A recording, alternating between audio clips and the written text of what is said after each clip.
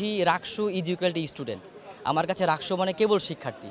তো এই জায়গায় আমি মনে করেছি কোনো দলীয় লেজুর ভিত্তিক এজেন্ডা বাস্তবায়ন কিংবা কারো কোনো সংগঠনের প্রভাব বাস্তবায়ন রাকসুতে যেন না হয়, এই কারণে মূলত কারো বিরোধিতা নয় বা কারো বিরুদ্ধে নয়, বরং আমি শিক্ষার্থীদের পক্ষে এখানে প্রতিদ্বন্দ্বিতা করছি, শিক্ষার্থীদের হয়ে কাজ করব, এই নিয়েতে মূলত আমি ভিপি পদে প্রার্থিতা ঘোষণা করেছি এবং এই পর্যন্ত প্রতিদ্বন্দ্বিতায় অবস্থান করছি। আচ্ছা, আমার মূল ভিশন হবে যে আমি এমন একটা ক্যাম্পাসের পরিবেশ তৈরি করতে চাই যেখানে শিক্ষার্থী তার দৈনন্দিন খাদ্য, পানীয়, চিকিৎসা, নিরাপত্তা, নিরাপদ আবাসন, তার শিক্ষা গবেষণার সুন্দর পরিবেশ, এই নিয়ে তাকে কখনো দুশ্চিন্তায় ভুগতে হবে না। রাতের বেলা সে ঘুমাতে যাবে চিন্তামুক্ত হয়ে, সকালবেলা উঠে তার শিক্ষা গবেষণায় মনোযোগ দেবে। তার শিক্ষার্থীর যে আসলে মূল জায়গাটা শিক্ষা এবং গবেষণা, এটা সে তার নিরাপত্তার সাথে ভালো চিকিৎসা নিয়ে, ভালো খাবার নিয়ে, ভালো পানি নিয়ে পানীয় পান করে তার যেন কোনো প্রকারের দুশ্চিন্তা না থাকে, নিরাপদ একটা ক্যাম্পাস তাকে আমি উপহার দিতে চাই।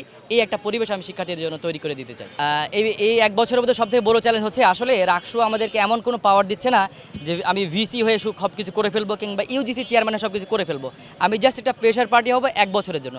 তো এই সংক্ষিপ্ত সময়ে আমাদের চ্যালেঞ্জটা হবে যে নিরাপদ একটা ক্যাম্পাস যে আমি গড়তে চাচ্ছি, এই নিরাপদ ক্যাম্পাস গড়তে গিয়ে মৌলিক যে কাজগুলো, চিকিৎসা ক্ষেত্রে উন্নয়ন, শিক্ষার নিরাপদ পরিবেশ তৈরি করা, খাদ্য আবাসনের ক্ষেত্রে নিরাপত্তা তৈরি করা, সুপেয় পানির ব্যবস্থা করা, এই নিরাপদ পরিবেশটা তৈরি করা সবথেকে বড় চ্যালেঞ্জিং হবে আমার কাছে, আমি মনে করি।